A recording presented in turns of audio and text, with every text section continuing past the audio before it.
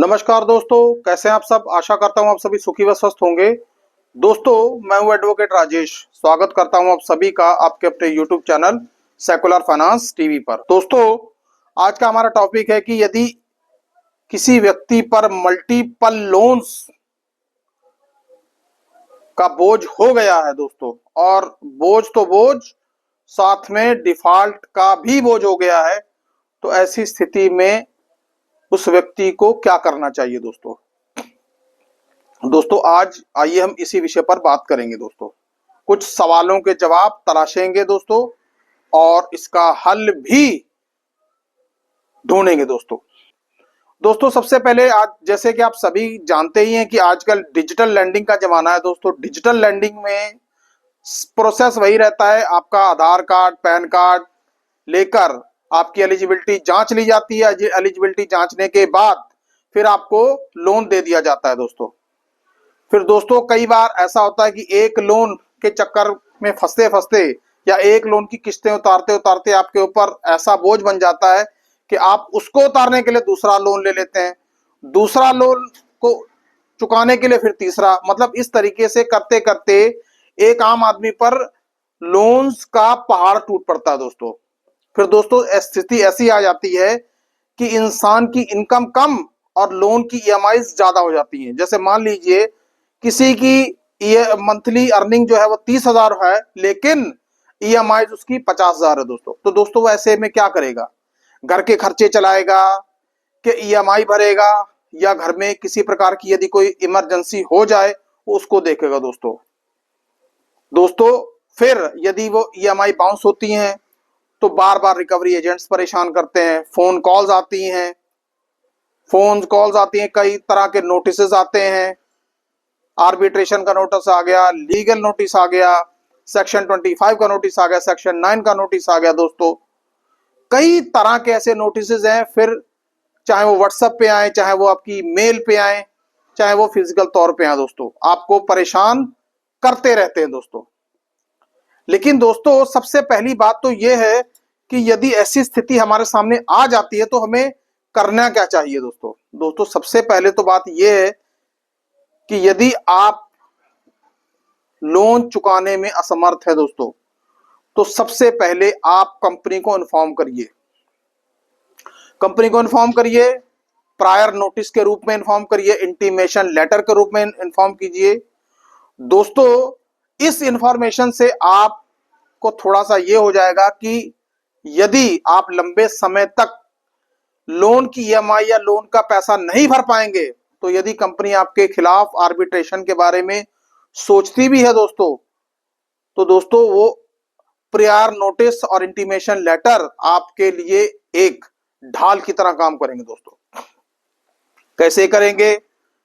मान लीजिए किसी व्यक्ति के ऊपर 5 या 6 कंपनियों का लोन है दोस्तों, और वो सभी लोन डिफॉल्ट हो गए, तो ऐसे में वो क्या करे?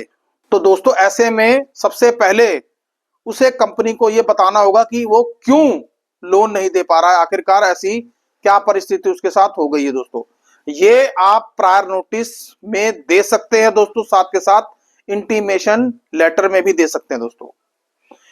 याद रहे, प्रायर नोटिस या इंटीमेशन लेटर आपको रजिस्टर्ड डाक द्वारा ही भेजना है दोस्तों, और किसी एक्सपर्ट एडवोकेट की सलाह लेकर, या तो आप किसी लोकल एडवोकेट की सलाह लेकर बात कर सकते हैं दोस्तों, नोटिस भेज सकते हैं। या फिर यदि आप ऐसा सोचते हैं कि आप कोई महंगा एडवोकेट हायर नहीं कर सकते, तो हम आपकी मदद करने के लिए आपकी मदद कर सकते हैं दोस्तों। बस आपको करना क्या होगा, दिए गए व्हाट्सएप नंबर पर अपनी कॉल बुक करवानी होगी दोस्तों। और दोस्तों याद रखिए, इमीडिएटली आपको कॉल नहीं आएगा, कॉल आपको ज्यादातर शाम के वक्त ही आएगा, क्योंकि दिन के समय हम कोर्ट प्रोसीडिंग में बिजी रहते हैं दोस्तों। तो दिन के समय में आपकी कॉल पिक करना या आपके मैसेजेस का जवाब दे पाना हमारे लिए शायद पॉसिबल ना हो दोस्तों। तो दोस्तों यदि आप कॉल बुक करवाएंगे तो उसमें फिर आप अपने जो भी डॉक्यूमेंट्स या आपके जो भी सवाल हो, डॉक्यूमेंट्स के साथ आप हमें व्हाट्सएप कर सकते हैं दोस्तों। व्हाट्सएप के चार्जेस हमने मेंशन कर रखे हैं दोस्तों फिर उसके बाद डॉक्यूमेंट्स को लेकर जिस तरह की भी कार्रवाई उचित बनती होगी दोस्तों, हम जरूर करेंगे। लेकिन वो आपसे डिस्कस करने के बाद, आपसे सारे चार्जेस डिस्कस करने के बाद। तो दोस्तों, हम बात कर रहे थे यहाँ पे प्रायर नोटिस की। आप प्रायर नोटिस किसी एडवोकेट के थ्रू भिजवाइए, खुद वकील मत बनिए, क्योंकि दोस्तों जो काम एक प्रोफेशनल कर सकता है दोस्तों, वो नॉन प्रोफेशनल आदमी कभी भी नहीं कर सकता दोस्तों। मैंने ऐसे कई यूट्यूब चैनल भी देखे हैं मैंने, जो अपने आप में एडवोकेट भी नहीं है, लेकिन फिर भी लीगल एडवाइस दे रहे हैं दोस्तों, जो कि ये अपने आप में बहुत ही गलत प्रैक्टिस है दोस्तों। यदि आप एडवोकेट नहीं है तो आप किसी को लीगल एडवाइस कैसे दे सकते हैं दोस्तों जरा इन चीजों से भी बचिए। कोई भी नोटिस आपको यदि देना है तो एडवोकेट के लेटर हेड पर होना चाहिए दोस्तों। नोटिस की एक कॉपी आपने जो कंपनी को भेजी है, उसकी एक कॉपी आपके पास होनी चाहिए। किस डेट को भेजी है, कब भेजी है, उसकी रिसिप्ट आपके पास होनी चाहिए।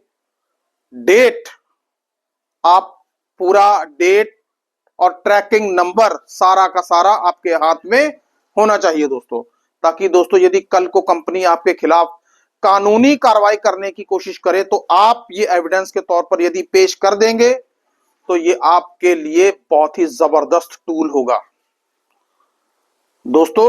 ये हो गई प्रायर नोटिस और इंटीमेशन की बात। अब इंटीमेशन का ऐसा है कि दोस्तों यदि आपके पास कोई रिकवरी एजेंट्स आता है या रिकवरी कॉल्स आती है तो आप उनको बता दीजिए कि भाई हमारा कंपनी के साथ कॉरेस्पॉन्डेंस चल रहा है, हमारी ये है इंटीमेशन लेटर, हमने इस डेट को नोटिस भेज दिया था, आप देखिए।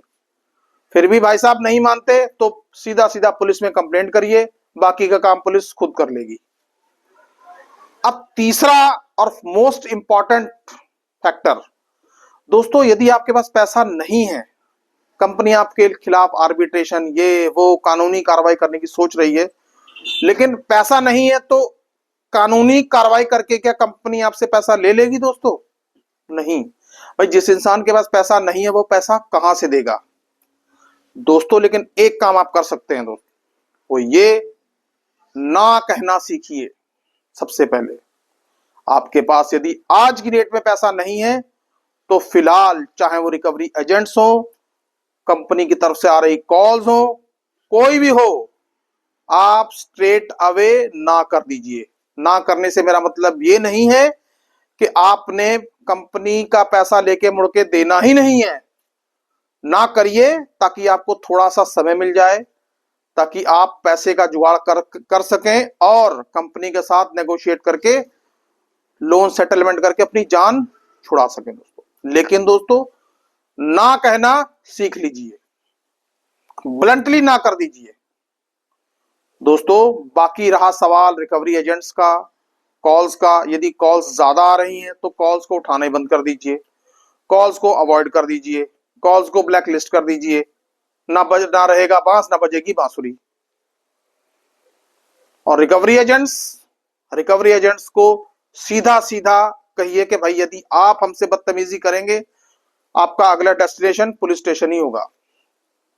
लेकिन उसके लिए आपको थोड़ा सा सजग रहना पड़ेगा, आपको थोड़ी सी हिम्मत दिखानी पड़ेगी। ये नहीं कि जी आपके 5-6 कंपनियों के लोन हो गए, आप परेशान हो गए, जी मैं क्या करूं, मैं ये कर लूं, मैं आत्महत्या।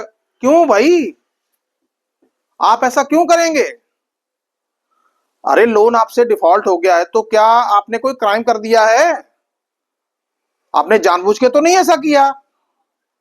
आप कंपनी से टाइम ही तो मांग रहे हैं दोस्तों। कंपनी से टाइम मांगिए, नोटिस में टाइम मांगिए, प्रायर नोटिस में कहिए कि भाई हम अभी फिलहाल पैसा नहीं दे सकेंगे, हमें थोड़ा सा टाइम दीजिए। Loan recall, loan restructure, moratorium, ये सब बातें आप उसमें मेंशन करिए। कंपनी यदि आपको टाइम नहीं देती तो फिर इसमें गलती कंपनी की है। कंपनी यदि कानूनी लड़ाई आपके खिलाफ छेड़ेगी तो यदि आपके पास ये सब प्रूफ होंगे तो हारेगा कौन? कंपनी ही ना।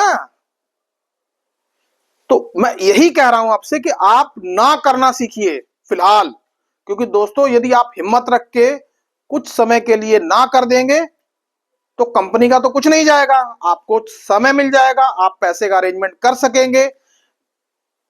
दोस्तों यदि आपकी इंटेंशन फेयर होगी तो पैसे का इंतजाम फिर हो भी जाएगा और फिर आप उसका लोन उतार भी सकेंगे।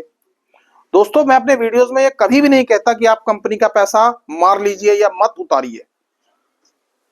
भले ही सेटलमेंट कीजिए, भले ही बार्गेनिंग कीजिए, नेगोशिएशन कीजिए, लेकिन कंपनी का पैसा जरूर उतारिए। दोस्तों अब रहा सिविल स्कोर। दोस्तों, जब आपके पास पैसा ही नहीं है आज की डेट में, जब आप लोन के ओवरड्यू के पहाड़ के नीचे दब चुके हैं, तो बताइए सिविल स्कोर क्या करेगा।